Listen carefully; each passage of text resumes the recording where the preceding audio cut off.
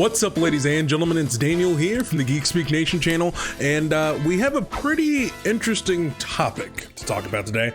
Now, this story did come out a while ago, actually, on the 22nd of June, I believe is when the story broke. So it's not really necessarily fresh. It's been out for a little bit of time, but this is definitely something I've been updated on the 22nd of June, but it was published on the 12th of June. So this came out 2 weeks ago. But this is a really important topic that I wanted to give my opinion on. And it's about the reports that AT&T is going to be selling Warner Brothers Interactive,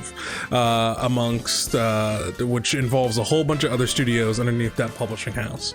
And I think this is a really, really big deal because a lot of the companies that are up for being bought and also the companies that are up to doing the buying are very critical in some of very, very large franchises. So let's jump into the article right here. So the article I'm using is from IGN, and this is published by Matt Kim. And so starting off, we have right here that AT&T is reportedly looking to sell the Warner Brothers Interactive Entertainment gaming division, which includes studios like NetherRealm, Avalanche, and Rocksteady. The deal could be valued at $4 billion, and there's reported interest from companies like Take-Two, EA, and Activision Blizzard. This, in and of itself, has so much to break down. All right, so I mean, just starting out with the studios that are involved right now. NetherRealm being involved, of course, we're talking about the Injustice franchise being included. We're talking about Mortal Kombat being included. With Avalanche, we're talking about the same people who make the Just Cause games. With Rocksteady, obviously, we're talking about the people who make the Batman Arkham games. I believe part of their studio house is also working on the untitled and unreleased Harry Potter game as well, I think. I can't remember if they were part of that as well, but I know that's under the Warner Brothers Interactive household. And the three companies whose names are in the take right now, we have Take-Two and EA. Already those two are absolutely Satan. On top of having Activision Blizzard be a part of that lineup is just a sprinkle on top of three of some of the most greediest publishers who love to steal IPs away from studios and then close down those studios and just take all of their fortunes. These are three terrible choices who have deep pockets in order and could make the bid for a $4 billion acquisition.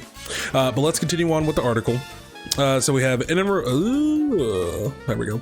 In a report from CNBC, the telecom company AT&T, which purchased telecom company AT&T, which purchased Warner Media in 2018, is looking to divest some assets to help pay off $200 billion in debt. This includes Warner Brothers Interactive, which has already picked up interest from some of the game industry's largest companies, though sources say a deal is neither in place nor imminent, which is a good thing. So we got some time, and I think a lot of projects that are already in motion, already being developed, I don't think those are going anywhere. I don't think those are really going to truly be affected just yet. I think if something were to get purchased, I'd say it'd probably be towards the end of the year, and even still, you wouldn't be seeing the ramifications of those choices for probably about another year and a half or so.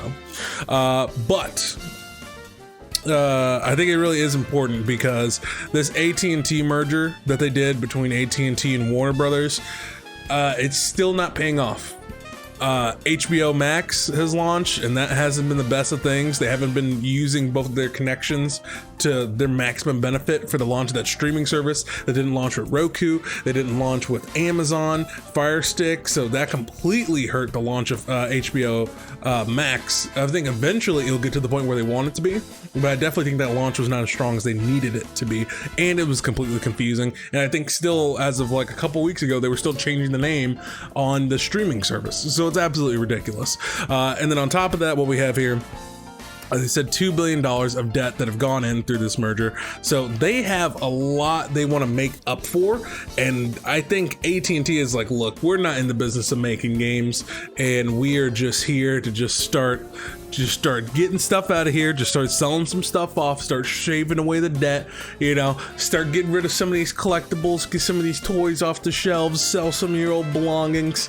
That's a good way to save up money and pay off some of that debt, so regardless, moving on, any company that does purchase WB Interactive will not gain the rights to IP like Batman or Harry Potter, which is owned by Warner Brothers. And this is an important part.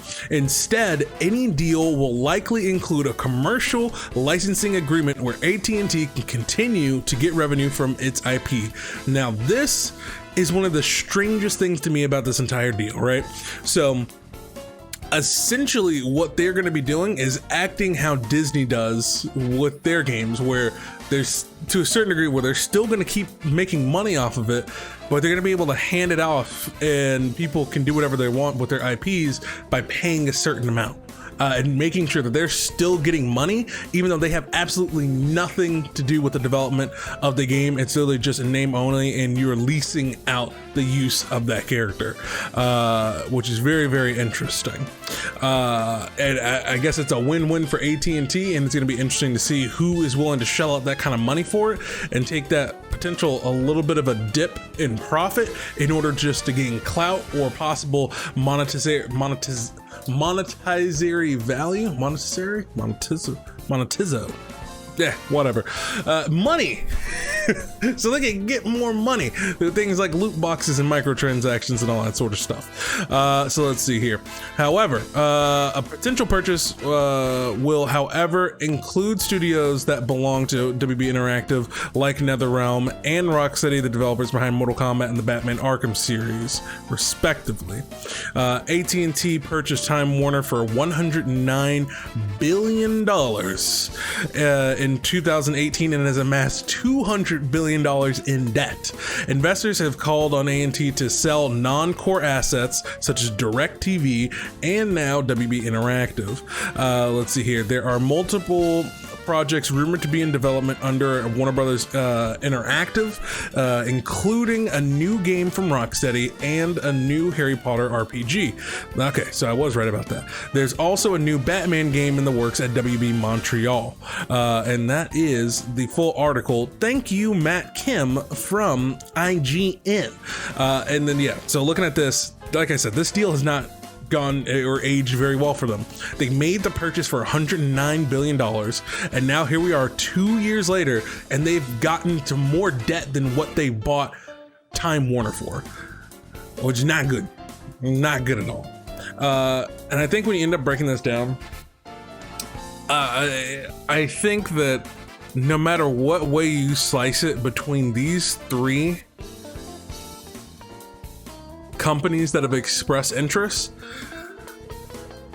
there really isn't really a lesser of all evils in that regard. I guess maybe Activision Blizzard, the hypocritical, political stance people of the gaming industry here, they scream Black Lives Matter, but then all the stuff they did to Blitzchung and all that stuff because, China is their overlords for Activision Blizzard because of Tencent. But I think when you boil it down, I guess they may be the least harmful to IPs like, Mortal Kombat, or to something like the Batman Arkham Series, just for the simple fact of what they did with Sekiro, where there was nothing predatory that happened on that game, and they were just focused on letting the creators do what they wanted to do, and they wanted that clout that they could gain from that. And move forward with it. But let's be honest, if we're talking about things like Mortal Kombat and the Batman games, there is no way that either of those three companies are gonna sit back and not try to milk them for every single penny. They're not gonna try to milk them for every single costume, try to milk it for every single playable character, all that sort of stuff. Not that companies like NetherRealm Studios are synced to begin with. Let's get that straight. They're trying to maximize their profits for when it comes to microtransactions as well, without being egregious, without having paid loot boxes or pay to win stuff. But they try to nickel and dime their players when it comes comes to costumes, when it comes to playable characters, all that sort of stuff, and these pretty expensive battle pass packs and these pretty expensive character packs that sometimes are questionable in their cost ratio between how much gameplay you actually get out of some of these characters and how much they actually cost, which is absolutely ridiculous. So they're not synced at all whatsoever at, you know, NetherRealm Studios, but I don't see it getting any better at any of those three companies, which is the key difference in this discussion that we're having, right? That is the key, is would it be any better underneath these people? And I'm not sure that it would be. I'd say the two that scare me the most are definitely between EA and Take-Two. Just for the simple fact of with Take-Two is just pure greed over there, man. Like, it is absolutely nothing but pure greed over at Take-Two. Like, it is devolved into a very sad company to watch in their dealings and how they treat their employees, how they treat their IPs. And the same thing goes for EA, even though when you look at how they're trying to treat the Star Wars IP, you see they're trying to backtrack on a lot of their bad face and their bad image, you know, and all the stuff that they were doing in their EA Play presentation about diversity and representation and all this stuff, blah, blah, blah, blah, blah, blah, blah, blah, playing all these political games that they don't believe in, don't care about in order to get your cash. But they are doing all of this stuff to try to change their image, so maybe there's a chance that nothing predatory would be, or nothing egregiously predatory will be inside of their games moving forward if they were to obtain these IPs. But press X to doubt, homie. Press X to doubt. I just don't see that happening at all whatsoever. I don't trust them. I don't trust any of those companies. I don't think it's bad news bears for the simple fact of, like, people's projects are about to get canceled or anything like that.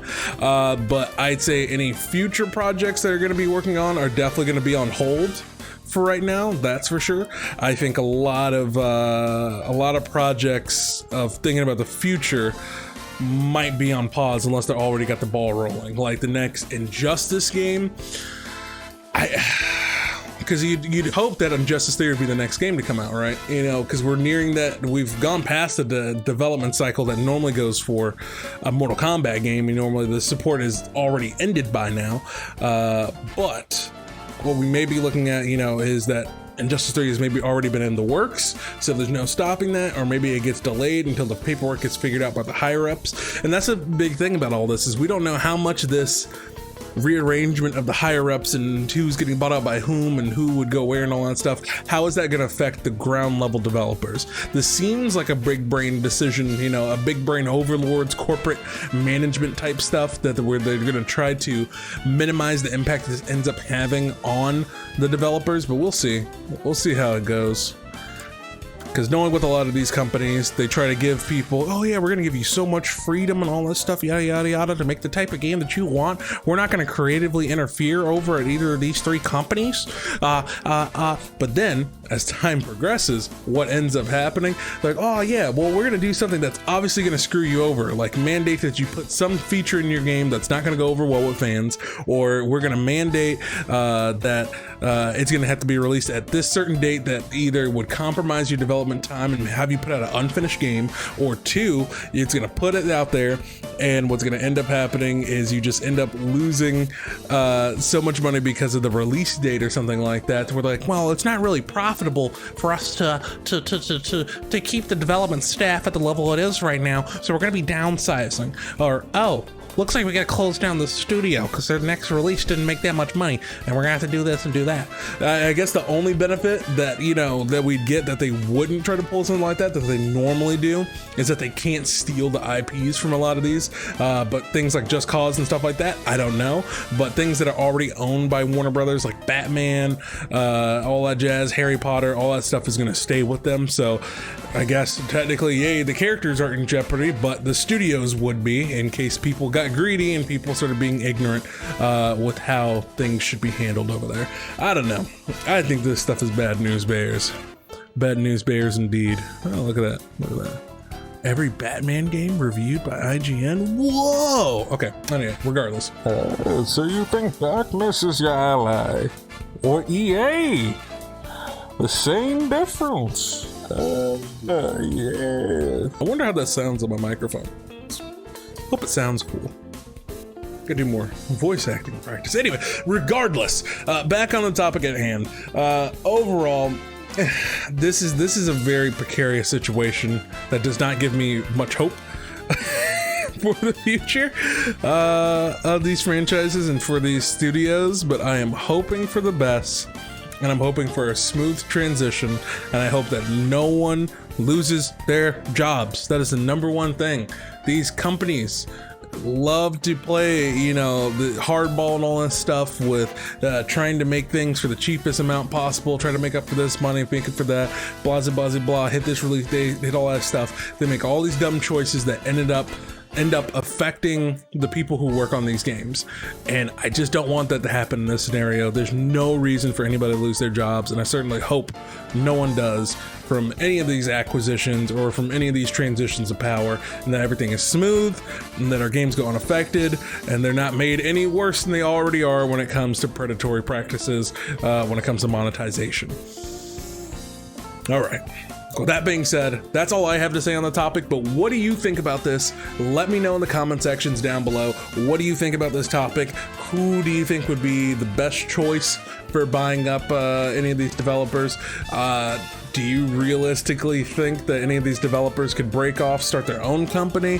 I highly doubt it, because why would they want to break out, start a new development team, try to pay for all the costs and benefits and all that stuff of production, of paying for employees by themselves, and then still have to lease the same IPs out that they started? I don't think that's going to end up working. So I don't think forming a new studio by a lot of these people are going to be in the cards, and buying back their own team is going to be an option. But we shall see how it goes, and like I said, let me know what you think about this in the comment sections down below. And also, while you're there, if you enjoyed this video, hit that like button, and if you want to see more kind of like news reviews style videos, I guess let me know if you want to see more content like this. And hit that like button, and if you're new here, subscribe to become a part of the GeekSpeakNation channel. We try to make content like this, so yeah, that's what we do. And then also, after you subscribe, make sure, or if you already are subscribed, that you hit that bell icon and set it to all, so that you actually get notified of when I post a video, and then maybe you can help resurrect this dead YouTube channel. With that being said, guys, thank you so much for watching. I'm Daniel, and don't forget to get geeky.